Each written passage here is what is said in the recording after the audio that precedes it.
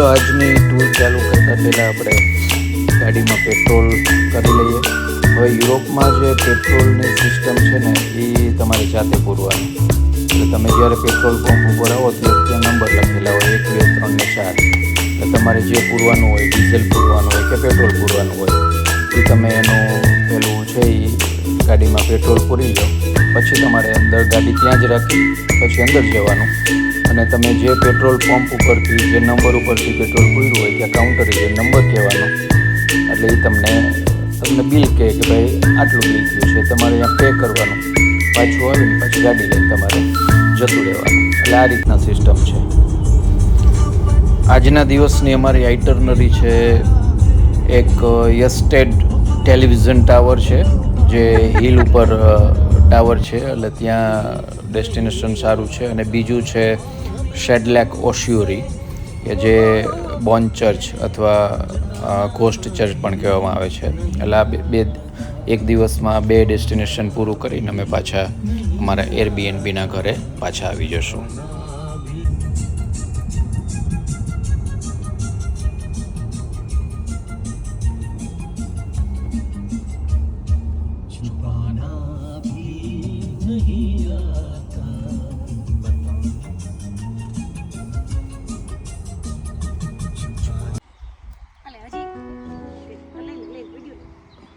અદ્ભુત નજારો છે. આ એક રાયડો જે આપણે કહેવાય ને, શું કહેવાય શીતલ? કેનોલા રાયડાનું છે એ મોડિફિકેશન છે. અને આ બધા જે ફૂલ છે આ બાયોફ્યુલમાં એ લોકો આનું પ્રોસેસ કરીને યુઝ કરે છે. એટલે મે બી ઇથેનોલ કે એવું બનાવતા હશે આનું આથો નાખીને. આ ચેક રિપબ્લિકની પેરીફરી છે અને આવા ઘણા બધા ખેતર અહીંયા જોવા મળે છે.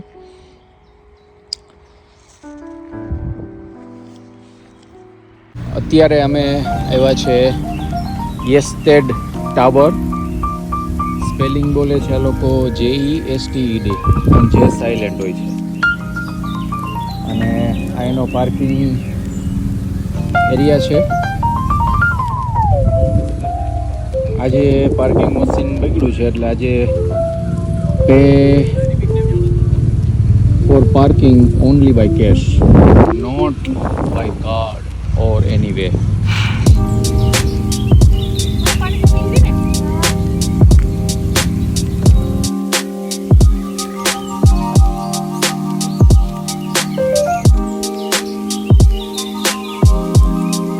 ચાલીને જઈ રહ્યા છીએ. શીતલે આવે છે ચાલતી ચાલતી.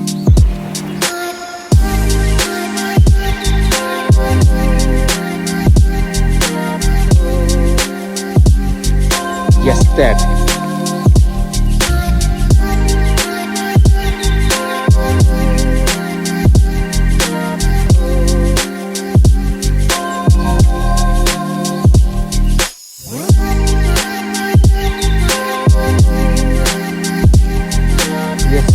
નો ઉપરનો વ્યૂ છે. આ બાજુ પોલેન્ડ છે. આ છે ચેક. એની પાછળ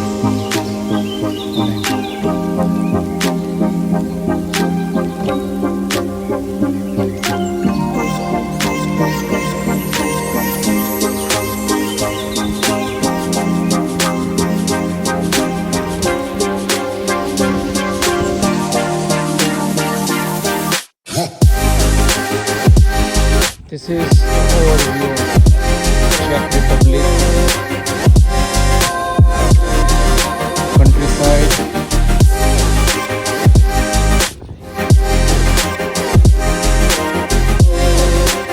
આ ડેસ્ટિનેશન છે ને ચલો સજેસ્ટ કર્યું છે. આપણે એમ નક્કી કર્યું ચલો આવીએ. અને એક્સિડન્ટલી 2 દિવસ પહેલાં જેમ કીધું કે આ એક તો આપણે જવું છે. નહીં ક્યાંક ફેસબુકમાં રીલમાં જોયું હશે પણ વર્ક છે અહીંયા આવું. ડ્રાઇવિંગ 100 કિલોમીટર છે અમારા એરબીએનબીથી.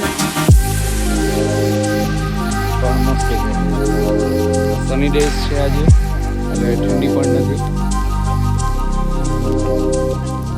રેસ્ટોરન્ટ છે એટલે તમે અહીંયા કંઈ પણ લઈ શકો.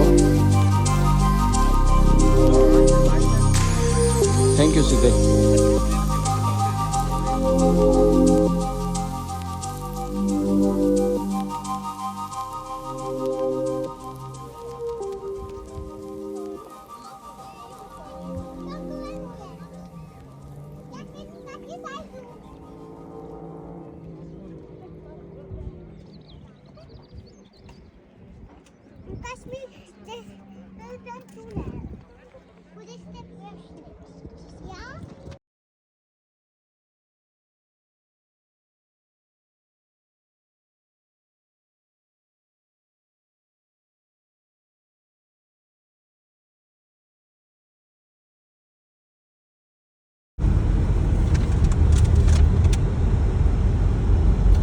અત્યારે અમે યસ્ટેડથી નીચે ઉતરીએ છીએ. હિલી એરિયા છે એટલે એમાં ઓટોમેટિક કાર હોય અને 4x4 હોય તો ગાડી સારી રહે, તમને ગાડી ઉપર કંટ્રોલ સારો રહેશે. અને હવે જઈએ છીએ અમે ઓસ્વોરી કોસ્ટ ચર્ચ કહેવાય છે, ત્યાં જઈએ છીએ. અહીંથી 119 કિલોમીટર છે અને પછી ત્યાંથી અમે પાછા રિટર્ન ઘરે જતા રહીશું એરબીએનબી ઉપર. એટલે આજનો દિવસ અમારો અહીંયા પૂરો. આ છે સેડલેક ઓસ્યુરી અને અહીંયા 5-6 ગાડીઓનું પાર્કિંગ છે. જોઈએ ચર્ચ અંદર જઈને.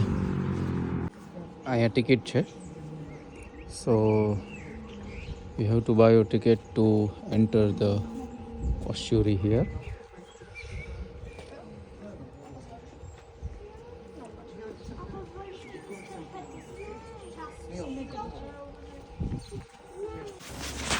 આ છે સેડલેક ઓસ્યુરી અને એનું બીજું નામ છે બોન ચર્ચ અથવા એને કોસ્ટ ચર્ચ પણ કહેવામાં આવે છે.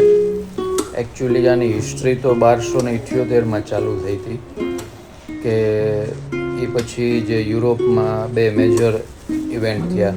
એક બ્લેક ડેથ નામે કહેવાય છે કે એમાં મિલિયન્સ માણસો મરી ગયા હતા, અને એક બીજું છે હુસાઇટ વોર્સ, એમાંય ઘણા માણસોએ જાન ગુમાવી હતી. એટલે આ બધાના જે બોન્સ છે એ આ એક પ્રકારનું ચેપલ છે અને એક અનયુઝ્યુઅલ ચેપલ છે કે યુઝ્યુઅલી ચેપલ્સમાં આ રીતે બોન્સ ક્યારેય રાખવામાં નથી આવતા. પણ 1870માં એક ફ્રેન્ટિસેક રિન્ટ નામનો સુથાર એટલે વુડ કાર્વર કહી શકાય એને જ્યાં જે બોન સેટ્સ બધા હ્યુમનના જે બોન સેટ્સ હતા, લગભગ 40,000 થી 70,000 જે બોન સેટ્સ હતા, એને આખું ઓર્ગેનાઇઝ કરી અને એક આર્ટ તરીકે એને એ પ્રમાણે ગોઠવા. એટલે એમાં સ્કલનું પિરામિડે આવી જાય છે, પછી giant chandelier containing liver every bone in the human body. અને આ રીતે તમે જો બધા સ્કલ બોન્સ ને એ બધા આ રીતના ગોઠવવામાં આવ્યા છે. એમાં 2 થી 3 ચેમ્બર છે જ્યાં આખું સ્કલનું એક પિરામિડ બનાવવામાં આવેલું છે. એટલે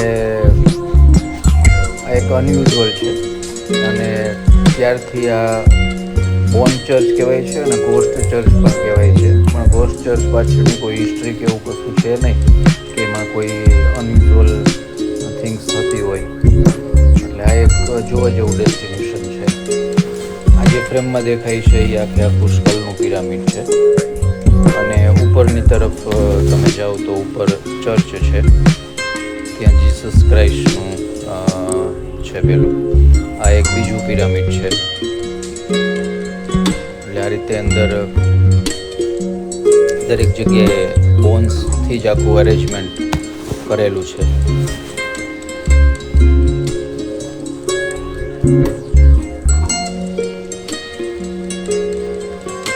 દિવાલો ઉપર પણ તમને દેખાશે બધા સ્કલ્સ ને બધા. પછી ઉપર તમે જો ઉપર એ બધા આખા બોન્સ જાતના તોરણ બનાવવામાં આવ્યા છે.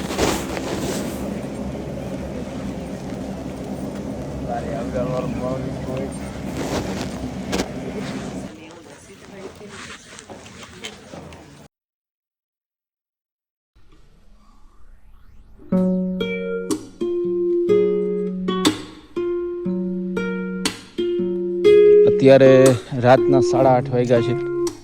આ મારું ઘર છે. યુ હોલિક નામનું નાનું વિલેજ છે અને સાવ નાનું ગામડું છે.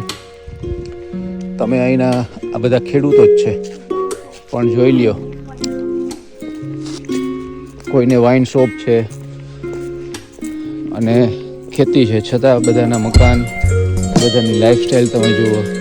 દરેક ઘરની બહાર 2 કાર પડી હોય અને ગામડાની અંદર પણ આ રીતે ફૂટપાથની સિસ્ટમ, રોડ ને બધી જ વસ્તુ સરસ મજાની ઓર્ગેનાઇઝ કરેલી હોય. ક્યાંય રોડ ઉપર કોઈ મકાનનો ખૂણો બહાર ન નીકળતો હોય. દરેક ઘરમાં આ રીતે ગાર્ડન. સિટી કરતાં અહીંના જે ગામડા છે એ વધારે સુખી છે એવું મને લાગે છે.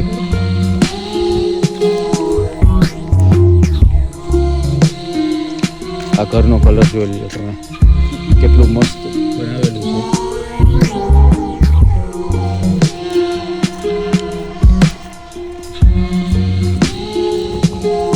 ખેડૂતો સદ્ધર છે અહીંયા.